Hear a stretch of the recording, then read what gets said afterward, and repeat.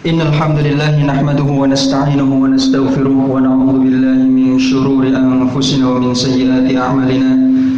Man yahdihillahu fala mudilla lahu wa man yudlil fala hadiya lahu. Asyhadu an la ilaha illallah wa asyhadu anna Muhammadan 'abduhu wa rasuluh. Qala Allahu jalla fi 'ula, ya ayyuhan nasu ittaqu rabbakum alladhi khalaqakum min nafsin wahidah wa khalaqa minha zawjaha wa batha minhuma rijalan katsiran wa nisaa'a wattaqullaha alladhi tasaaluna bihi wal arham innallaha kana 'alaykum raqiba.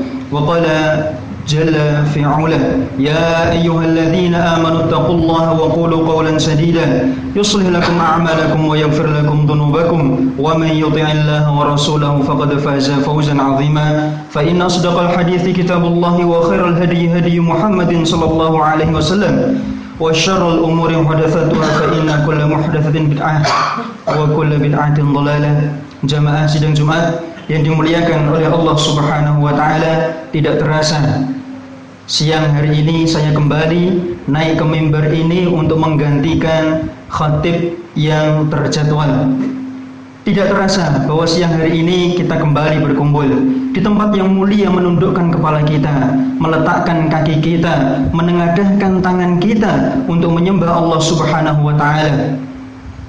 Di hari di mana penuh dengan keberkahan darinya, seluruh alam semesta mengirimkan syukur, mengirimkan pujian kepadanya, maka selayaknya dari sekian banyak makhluknya kita termasuk di dalamnya.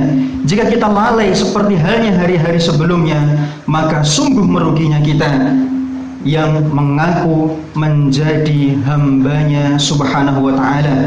Salam dan salawat kita turunkan kepada junjungan besar kita Nabi Muhammad sallallahu alaihi wasallam. Salam dan salawat senantiasa tercurah kepada beliau, sahabat, istri beliau dan seluruh kaum muslimin yang senantiasa mengikuti setapak demi setapak tuntunan syariatnya. Maka tidak ada orang yang beruntung dan pasti menjadi orang yang merugi mereka yang tidak berjalan di atas tuntunan yang sudah diaturkan.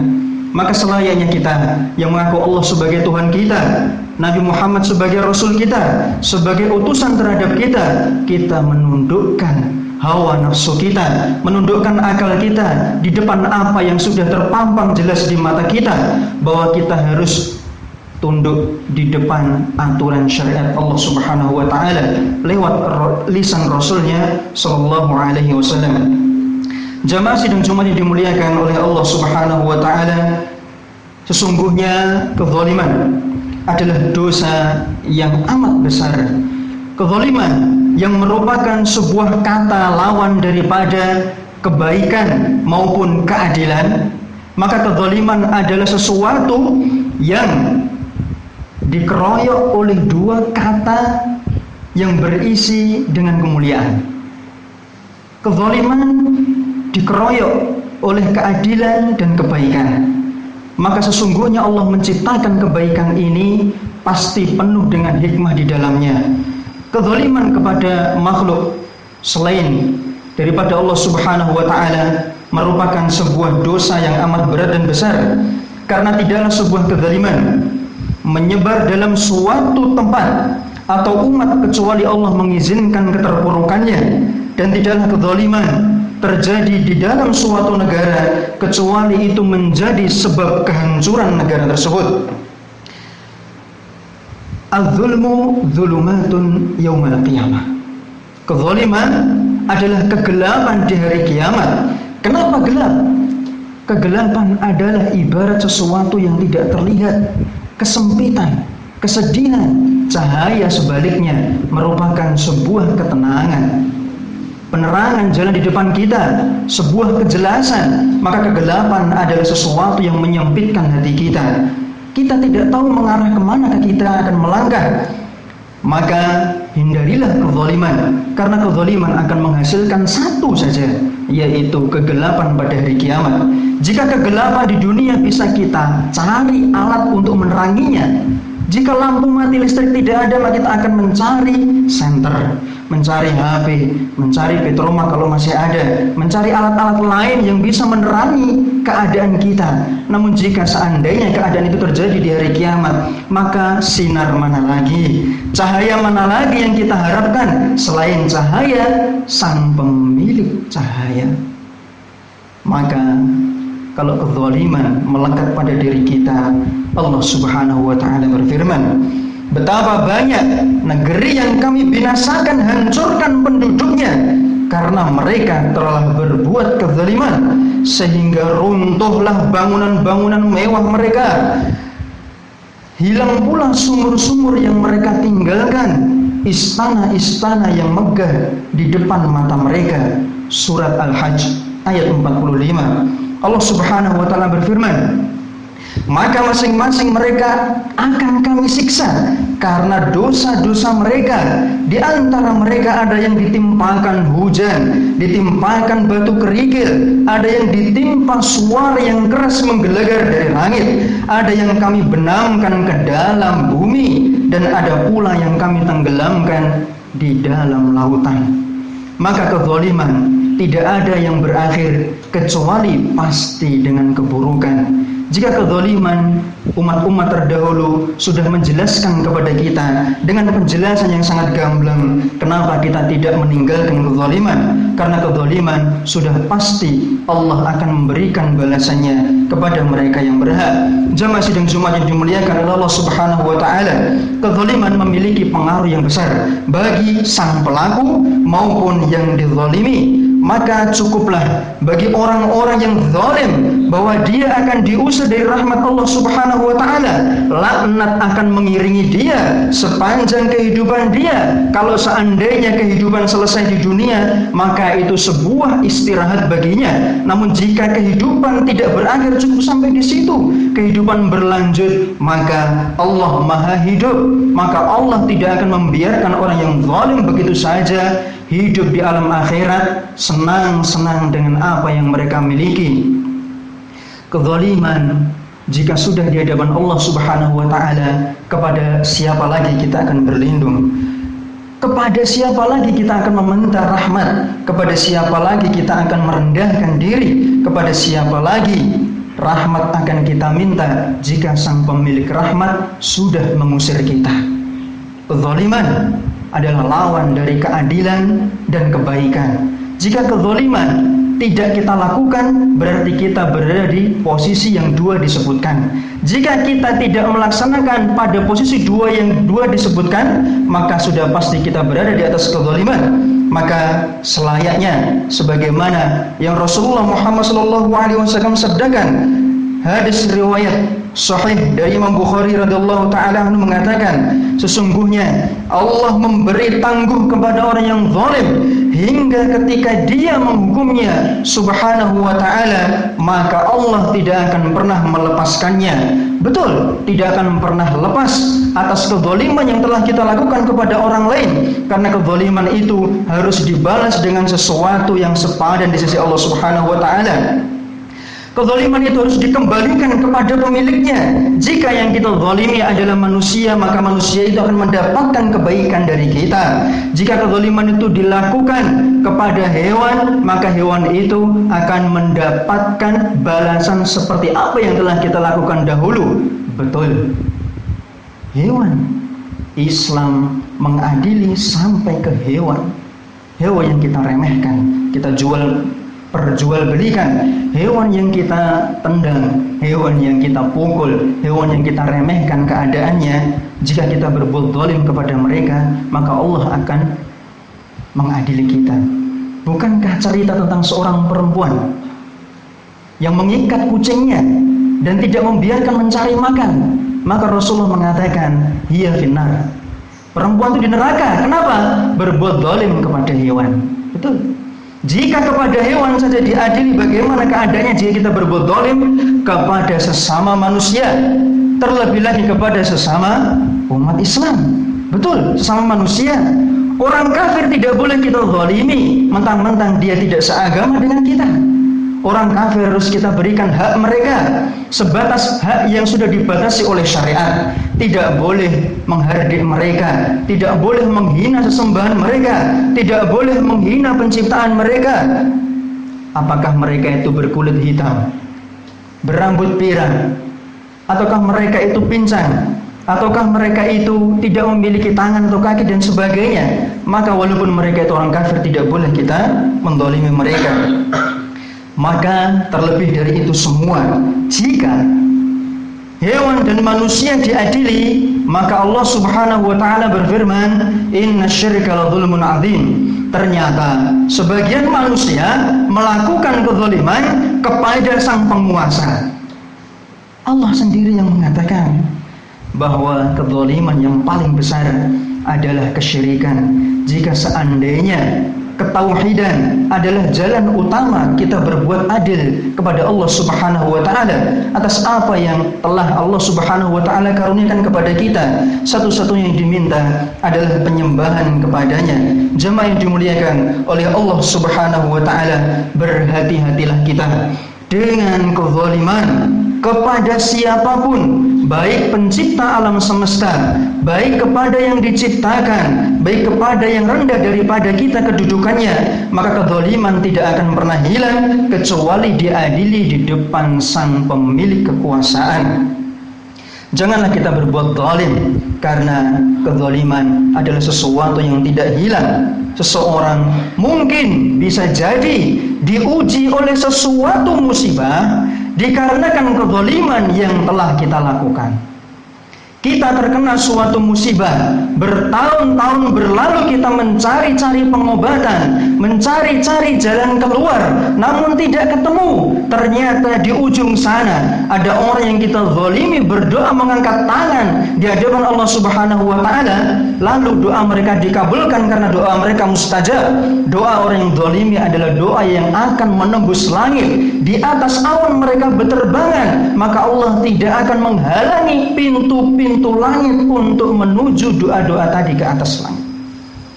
Doanya Allah kabulkan.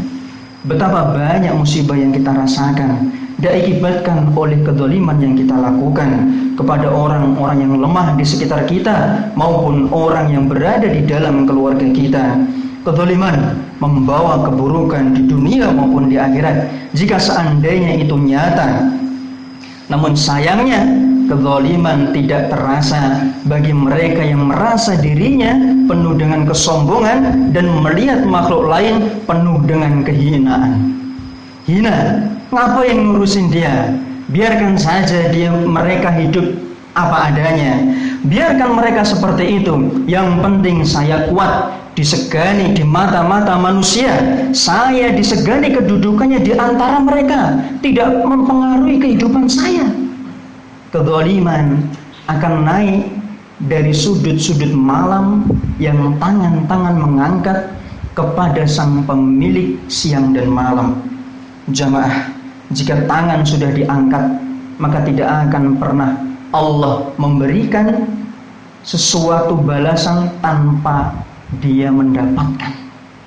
Tangan tidak akan pernah kosong. Dalam sebuah riwayat disebutkan, jika dua tangan sudah diangkat, maka Allah tidak rela jika tangan itu kembali tanpa mendapatkan apa-apa. Berarti apa?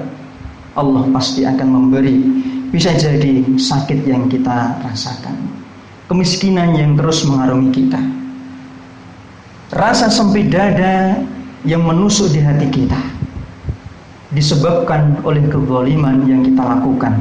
Lalu orang tadi meminta kepada Allah sebuah keadilan. Aqulu qouli hadza wa astaghfirullah li wa lakum wa lisairil muslimina min kulli dhanb fastaghfiruhu innahu huwal ghafurur rahim.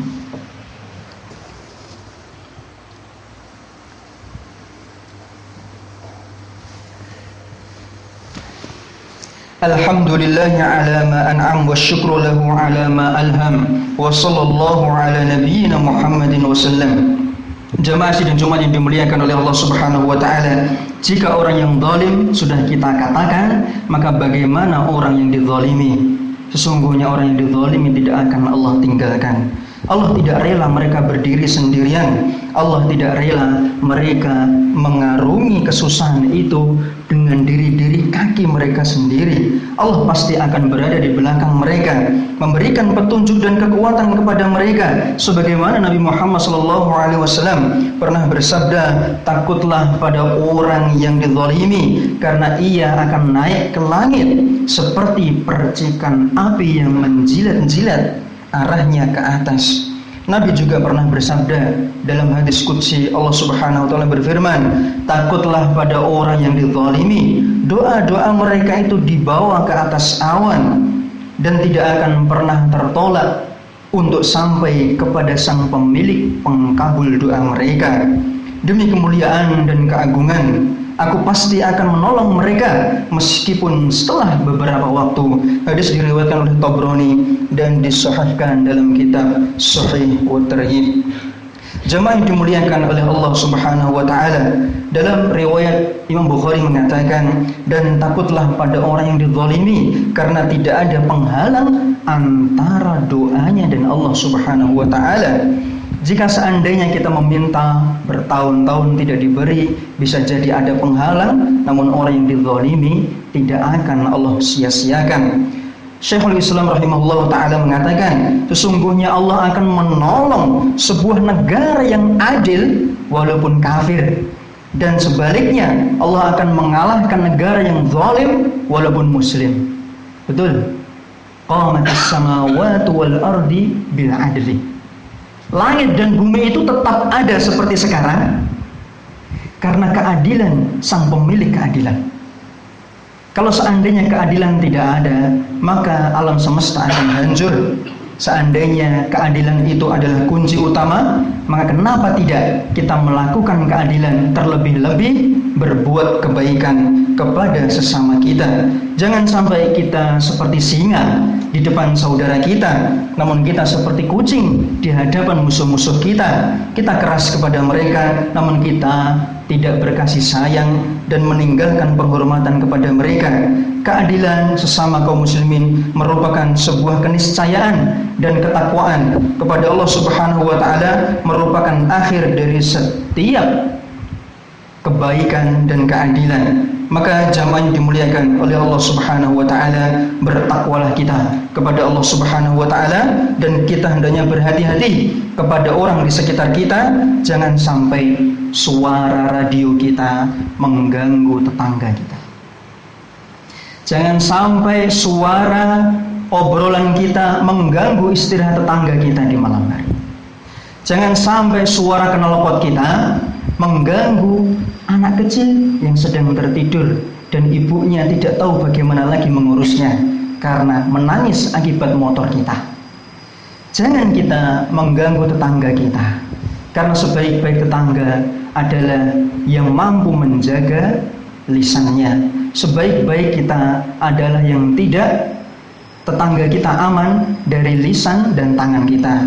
Maka kita jaga apa yang ada di rumah kita, jangan sampai mengganggu tetangga kita. Bisa jadi di balik pintu rumah itu tetangga akan meminta keburukan kepada Allah Subhanahu wa taala. Innallaha malaikatahu yusholluna 'alan nabi ya ayyuhalladzina amanu shallu 'alaihi wa sallimu taslima ya ayyuhalladzina amanu sallu 'alaikum wa sallimu taslima. Allahumma salli 'ala Muhammad wa 'ala ali Muhammad kama shallaita 'ala Ibrahim wa 'ala ali Ibrahim fil 'alamin innaka Hamidum Majid. Warhamna ma'ahum bi rahmatika ya arhamar rahimin ya hayy ya qayyum bi rahmatika nastaghith aslih lana sha'nana kullahu wa la takilna ila anfusina tarfat 'ain. Rabbana zalamna anfusana wa illam taghfir lana wa tarhamna lanakunanna minal khasirin. Allahumma inna nas'aluka al-huda wat-tuqa wal-'afafa wal-ghina. Rabbana hab lana min azwajina wa dhurriyyatina qurrata a'yun waj'alna lil muttaqina imama. Allahumma inna nas'aluka 'ilman nafi'a wa rizqan thayyiban wa 'amalan mutaqabbala. Rabbi ighfir lil mu'minina wal mu'minat wal muslimina wal muslimat al-ahya'i minhum wal amwat innaka sami'un qaribun mujibud da'wat. Rabbana atina fid dunya hasanah wa fil akhirati hasanah wa qina adzaban nar. Subhana rabbika rabbil izzati amma yasifun wassalamun alal mursalin walhamdulillahi rabbil alamin. Aqimus shalah.